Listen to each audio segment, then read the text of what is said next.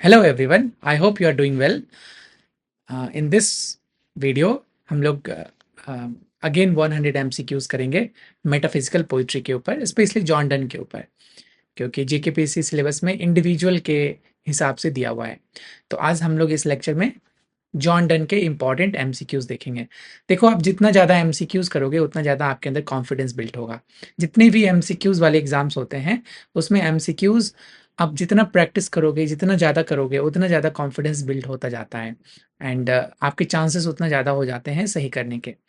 और ऑब्वियस सी बात है, इसके साथ साथ आपके कॉन्सेप्ट भी क्लियर रहते हैं। तो सबसे पहला क्वेश्चन कह रहा है, what is just a second, the first question says what is John Donne considered a leading figure of? Cavalier poet, romantic poet, metaphysical poets, Augustan poet. The right answer is metaphysical poet. अच्छा, one more thing, जितनी भी metaphysical poets हैं आप उसकी एक notes बना लेना, है ना। Just make notes of all the metaphysical poets और उसको अच्छे से याद कर लेना। If you are preparing for UGC NET, तो यूजीसी नेट में क्या होगा कि क्रोनोलॉजिकल ऑर्डर में क्वेश्चंस पूछे जा सकते हैं।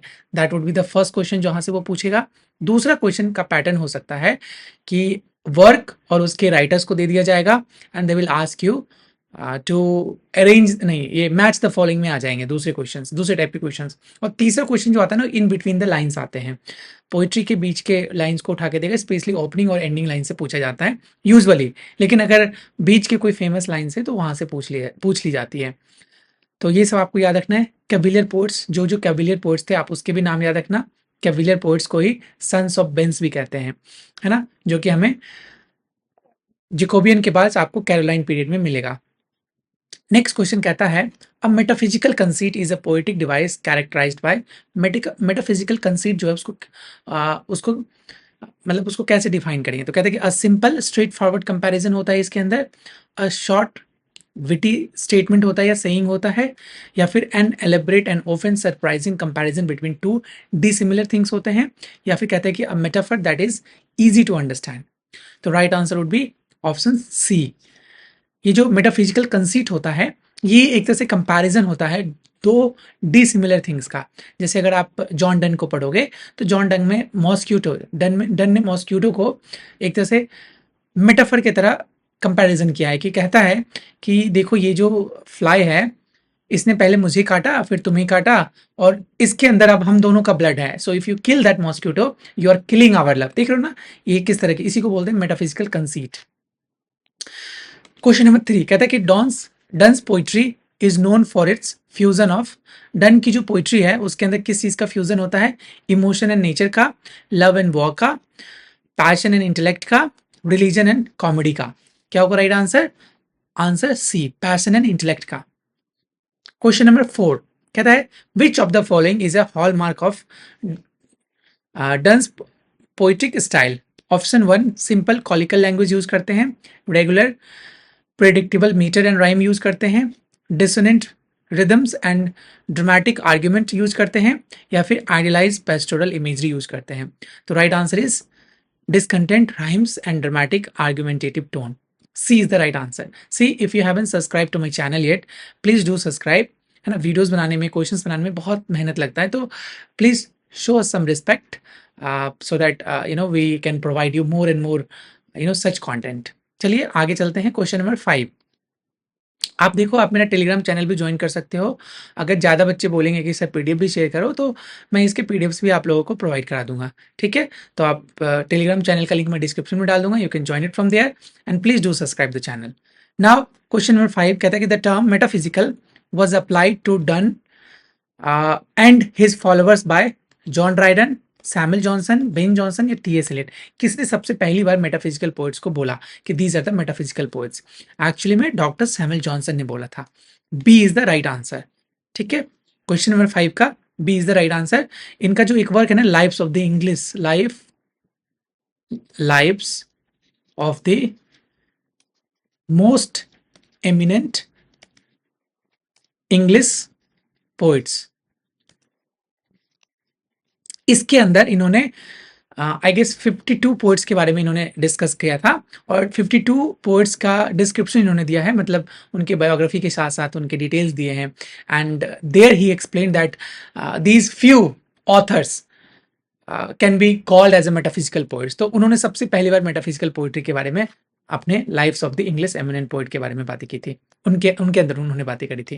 क्वेश्चन नंबर 6 कहता है the flea is a poem by John Donne that uses a flea as a conceit for a plague on society, a natural world, the union of two lovers और the insignificance of human life. अभी मैंने इसका example दिया था, तो right answer would be C, the union of two lovers, है ना। Question number 7 कहता है the flea what is the speaker's main argument. Flee के अंदर जो स्पीकर है उसका मेन आर्ग्यूमेंट क्या है। ऑप्शन ए कहता है कि that the flea is a symbol of evil, that since the flea has mingled their blood, they are already as good as married. Option C, that the flea is a symbol of platonic friendship. And option D, that the flea is a metaphor for the devil. Again, बहुत similar questions है। Question number 7 का right answer होगा B, क्योंकि flee ने दोनों का blood लिया है, देयरफॉर दे आर मैरिड, है ना। देखो इसी को बोलते हैं metaphysical conceit. B is the right answer. Again if you don't know what is metaphysical poetry, metaphysical poets कौन कौन थे, है ना, उनके कैरेक्टरिस्टिक्स क्या क्या हैं, तो मैं उसके भी लिंक डिस्क्रिप्शन में डाल दूंगा। I have already made a detailed video on metaphysical poets. Question number 8 कहता है what is the central theme of a valediction forbidden morning. Valediction forbidden morning almost her university के सिलेबस में है, तो ज़्यादातर यहाँ से क्वेश्चंस पूछने के चांसेस होते हैं। तो ये जो सेंट्रल थीम है इस पोम का वो क्या है। द पेन ऑफ सेपरेशन है, the unfaithfulness of a lover है, the death of a loved one है, या फिर the spiritual and unchanging nature of their love which can endure physical separation. तो right answer is the spiritual and unchanging nature of their love which can endure physical separation. D is the right answer. Question number 9, the famous compass conceit is in a valediction forbidden morning is used to represent। देखो ये भी metaphysical conceit है जहां पे वो compass को अपनी lover से कंपेयर करते हैं। तो ऑप्शन ए कहता है कि the poet's journey, the earth and the stars, the two souls of the lovers bound together even when apart, और the navigation of a ship. तो राइट आंसर वुड बी, नाम से पता चल रहा है, C would be the right answer, है ना। क्वेश्चन नंबर 10 कहता है कि what is the speaker's tone in the sun rising. ये जो सन राइजिंग है इसमें स्पीकर का टोन कैसा है, सबमिसिव है, रिस्पेक्टफुल है, ऑप्शन बी मेलनकली है, सैड है, ऑप्शन सी पायस है, रिलीजियस है, option D arrogant and playful है, या फिर ये सन को स्कोल्ड कर रहे होते हैं। तो ये भी पता है सन राइजिंग में कहते हैं कि ओ बिजी ओल्ड फूल, है ना, मुझे छोड़ दो, हमें प्यार करने दो, सुबह सुबह आके तुम कर्टन से पीप करते रहते हो। This is what he says in his poem. तो right answer would be D, arrogant and playful, और ये सन को स्कोल्ड करते हैं। क्वेश्चन नंबर 11 कहता है for God sake hold your tongue and let me love, this line is an opening of which poem. ये जो लाइन है for God sake hold your tongue and let me love, valediction forbidden mourning का है, canonization का है, the good morrow का है, या सन ऑल्सो राइजिंग का है। तो right answer is the canonization का है, B is the right answer. Question number 12 कहता है the canonization the lovers are compare to. In canonization lovers, दो लवर्स को आपस में किसी से कंपेयर करते हैं, सोल्जर एंड सेंट से, किंग्स एंड क्वीन से, saint who will be worshipped and remembered after the deaths, या फिर गॉड्स एंड गॉडेस से। तो right answer is cents who will be worshipped and remembered after their death. तो C is the right answer. Question number 13 कहता है what is the central theme of the good morrow. Good morrow का central theme क्या है। The end of a relationship, the discovery of true love which makes everything before seems meaningless, the joy of a new day, the sorrow of parting. What would be the right answer. Question number 13 का B is the right answer, the discovery of true love which makes everything before seems meaningless. ठीक है, good morrow का central theme क्या है, discovery of true love है which makes everything before seems meaningless. Now question number 14 कहता है death be not proud, it is the opening line of one of Donne's most famous poem. कौन सा, sonnet का है, odd का है, elegy का है, या फिर होली सोनेट्स का है। It's very beautiful poem, death be not proud. कहता है कि मैं तुमसे डरता नहीं हूँ, है ना, इतना ज्यादा प्राउड फील मत करो। तो right answer would be holy sonnet है, D is the right answer. Clear है। क्वेश्चन नंबर 14 हो गया। नाउ क्वेश्चन नंबर 15 पे चलते हैं। कहता है the ecstasy is a poem that describes a spiritual union between two lovers. What does the speaker argue is the role of the body in love? Option A कहता है कि it is a hindrance to the true spiritual love. Option B कहता है कि it is unimportant and should be ignored. Option C कहता है कि it is the book in which the soul's love is read and necessary for their union. Option D कहता है कि it is a source of sin. तो right answer would be it is unimportant and should be ignored. Sorry, C is the right answer. It is the book in which the soul's love is read and necessary for their union. C is the right answer. Because इनके जितने भी poems होते हैं ना वो एक lover के union की बात करता रहता है। चाहे आप द फ्ली पढ़ लो, कैनोनाइजेशन पढ़ लो, है ना, या तो प्रेम की बातें करते हैं, या फिर वो सेक्सुअल अट्रैक्शन की बातें करते हैं, या फिर सीज द डे की बातें करते हैं कि समय हमारे पास नहीं है, जो भी समय है उस समय को हमें एक सेंस में यूटिलाइज कर लेनी चाहिए, है ना। क्वेश्चन नंबर 16 कहता है कि what is the central theme of the holy sonnet? Holy sonnets का सेंट्रल थीम क्या है? The triumph of good over evil, the celebration of virtuous life. Option C the struggle with sin, death and God's grace. Option D the life of Jesus Christ. तो right answer होगा option C the struggle with sin, death and God's grace. तो C is the right answer.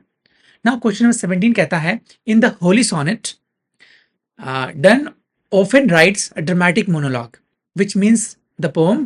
Option A is a conversation between two people. Option B is a long narrative poem. Option C presents the speaker's thoughts and emotions in a private moment as if in a play. Option D is a song.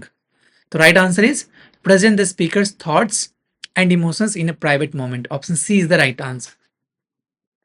Now question number 18 कहता है batter my heart 3-person God. It is an opening line of a holy sonnet. What is the speaker request of God? God से किस चीज की request करते हैं? Batter my heart 3-persons God. To be forgiven for his sins, to be given strength, to be violently remade by God as if we're a captured town, या फिर to be left alone in his suffering. The right answer would be option C, to be violently remade by God as if he were captured town. C is the right answer. Question number 19 कहता है in death be not proud, the speaker personifies death and argues that, ये जो death be not proud है इसमें speaker personify करके कहता है किस चीज के बारे में आर्ग्यू करता है? Death is an all powerful force, death is afraid who brings peace, death is weak and powerless, slave to fate, chance and kings, and option D, death is the ultimate punishment for sin. The right answer is death is weak and powerless, slave for fate, chance and kings. C is the right answer. Okay. Question number 20 कहता है the famous line and death shall be no more, death thou shalt die is the final line of which poem? A vindication, forbidden morning, the good morrow, death be not proud, the flea. नाम से पता चल रहा है 20 का option C होगा right answer, death be not proud. Now again I am saying poetry की ज़्यादा से ज़्यादा आप तभी कवर कर पाओगे क्योंकि देखो यूजुअली क्वेश्चंस पोइट्री से क्या आता है ना कि पोइट्री के कुछ लाइंस दे दिए जाएंगे and they will ask you to find the actual author of this line, है ना, उस तरह से जिसको मैं बोला इन बिटवीन द लाइन से क्वेश्चंस पूछे जाते हैं। या फिर दूसरा क्वेश्चन पूछने का तरीका होता है या तो ओपनिंग लाइन या तो एंडिंग लाइन। इसलिए मैं हमेशा कहता हूं जब भी आप नॉवेल को पढ़ो नॉवेल की भी ओपनिंग लाइन एंडिंग लाइन हमेशा याद रखना। उसी तरीके से पोइट्री की ओपनिंग और एंडिंग लाइन बहुत फेमस होता है, बहुत इंपॉर्टेंट होता है। क्वेश्चन नंबर 21 कहते हैं कि what is the poetic form of the most of Donne's songs and sonnets? Petrarchan sonnet में लिखते हैं, lyrical poems with varied stanza from and meters, या ड्रामेटिक मोनोलॉग के फॉर्म में लिखते हैं, या फिर एपिक पोम्स में लिखते हैं। तो right answer would be lyrical poems with a varied stanza forms and meters. P is the right answer. Question number 22 कहता है Donne's early poem were known for their religious fever, erotic and cynical tone, celebration of nature, political commentary. तो John Donne का जो earlier poems हैं वो किस चीज के बारे में डील करता है? Erotic and cynical tone. कहता है which of Donne's poem is a satire making fun of courtly life and the corrupt church. John Donne की जो पोम है जो कि एक सटायर है और कोर्टली लाइफ को एक तरह से या फिर करप्ट चर्च के बारे में बातें करता है। तो the flea, the good morrow, satire 3 और अ वैलिडिक्शन फॉरबिडन मॉर्निंग। तो right answer would be satire 3 के अंदर। C is the right answer. Question number 24 कहता है कि after scandal involving a secret marriage John Donne was briefly imprisoned and his career stalled. Who did he marry? Queen Elizabeth one से, Lady Jane Grey से, Anne More से, या Mary Herbert से? तो right answer would be Anne More से. Secretly इसने marry कर लिया था, है ना. C is the right answer. Question number 25 कहते हैं कि towards the end of his life John Donne becomes a prominent politician बन जाता है, सोल्जर बन जाता है, या फिर Anglican priest of dean of Saint cathedral बन जाता है, या फिर फिजिशियन बन जाता है. अगेन बहुत इजी क्वेश्चन है. क्वेश्चन नंबर 25 का आंसर सी होगा, डीन बन जाते हैं सेंट पॉल कैथीड्रल का. ऑफ क्वेश्चन नंबर 26 कहता है the term conceit comes from the Italian concetto. Meaning क्या होता है उसका? A lie, a trick, an idea or concept, या फिर a beautiful thing. What is the right answer? An idea or concept. C is the right answer. Next question कहता है Donne's poetry, John Donne's poetry often uses apostrophe which is, apostrophe का क्या मतलब? ये सारे literary devices हैं. A form of punctuation, a direct address to an absent person or an abstract concept or an inanimate object. Option C, a sudden change in the rhythm of a poem.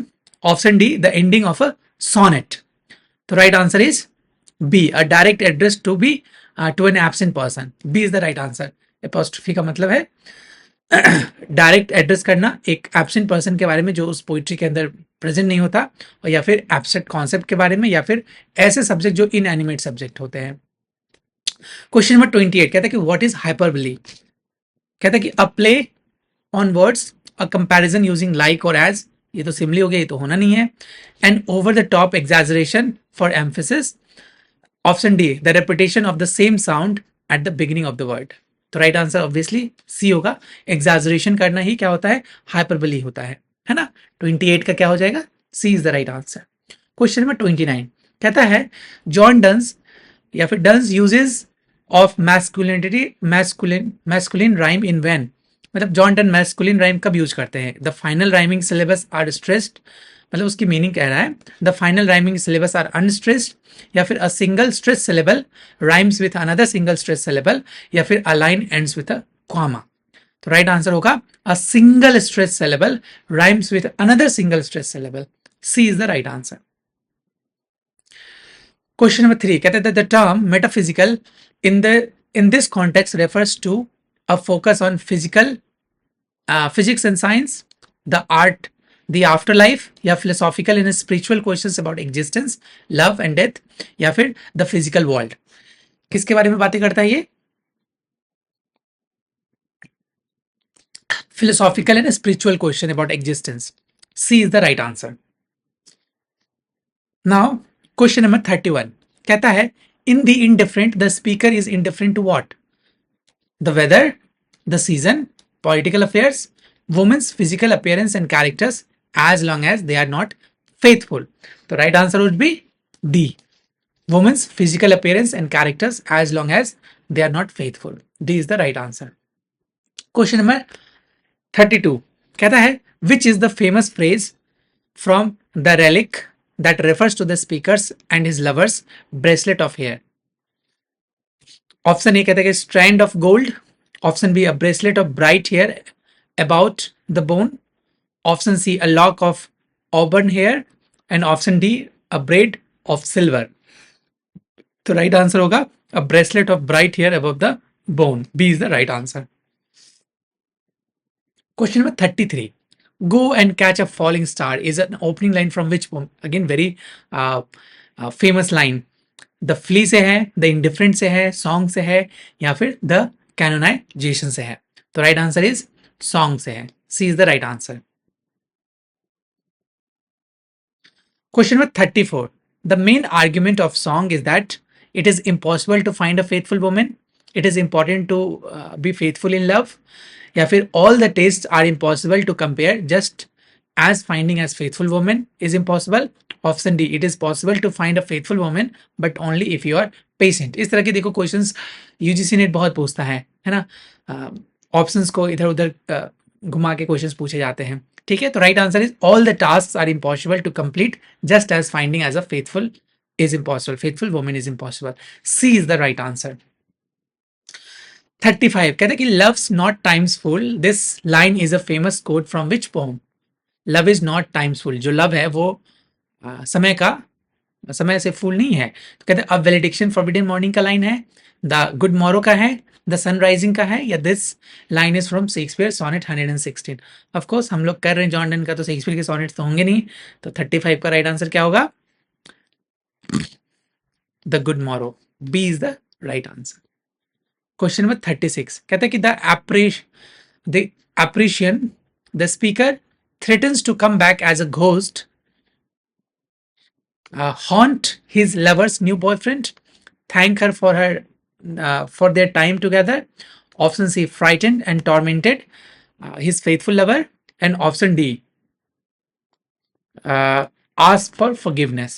So right answer would be frightened and tormented his unfaithful lover. C is the right answer. Question number 37 कहता है if her soul be not so, let her come to me. This line from the ecstasy highlights the speaker's belief that option A, woman's soul is not important. Option B, the body is more important than the soul. Option C, the body and the soul are intertwined in love, and if the soul is not in the spiritual state, true love is not possible. And option D, only the soul is important. क्या होगा right answer? The body and the soul are intertwined in love. C is the right answer. आज हम लोग सिर्फ 50 question ही देखेंगे, क्योंकि 1 घंटे का लेक्चर चला जाता है, तो it might be quite difficult for you too, है ना, कॉम्प्रीहेंड फॉर 1 आवर से। एक सिटिंग में 1 घंटे की MCQs करना थोड़ा डिफिकल्ट हो जाता है, इसलिए 50-50 करके क्वेश्चन हम लोग करेंगे। नाउ कहते हैं question number 38, the tone of Donne's elegy is often pious and religious, melancholy and sad, erotic, witty and often cynical, है ना, grandiose and epic. Right answer would be 38 का C, erotic, witty and often cynical.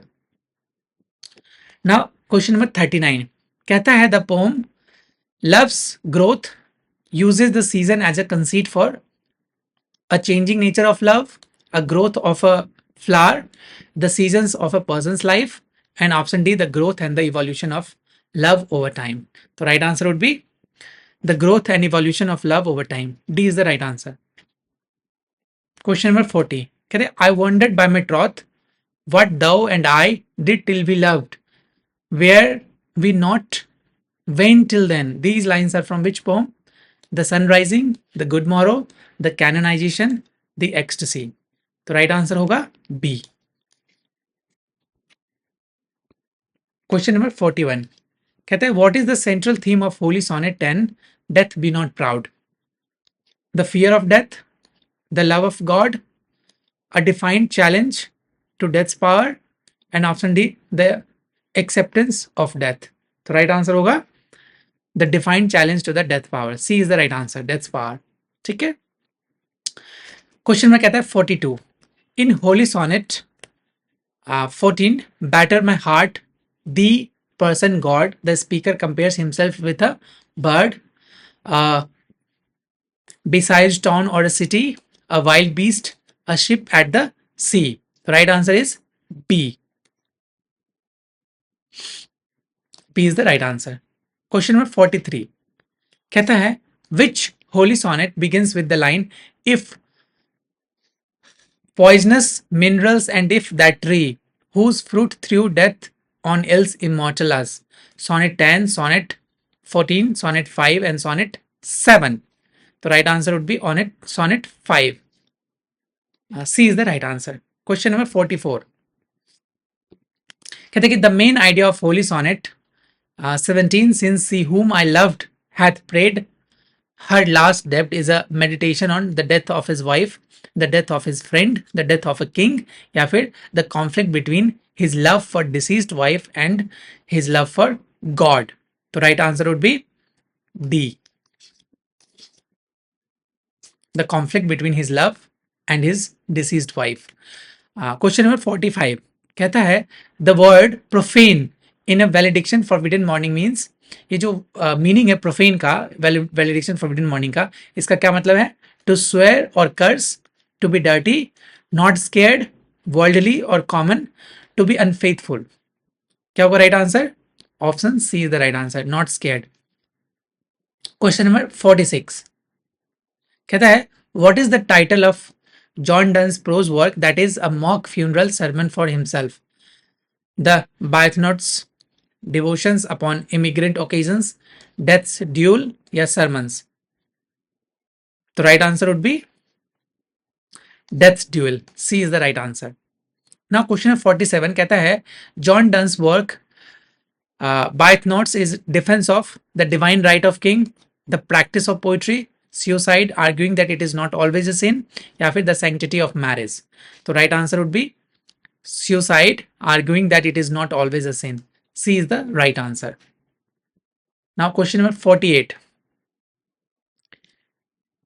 कहता है the famous phrase no man is an island entire of itself is from which of John Donne's prose work?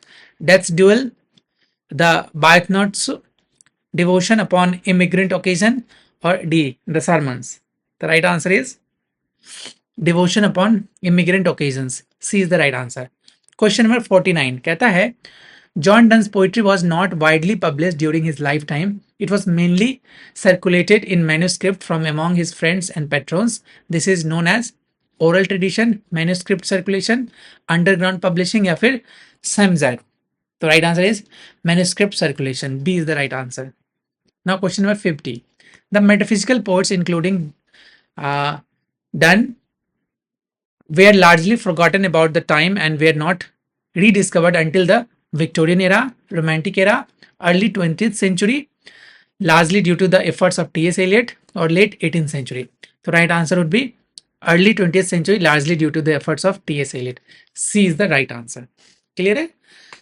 In the next video हम लोग फिर से next 50 questions करेंगे.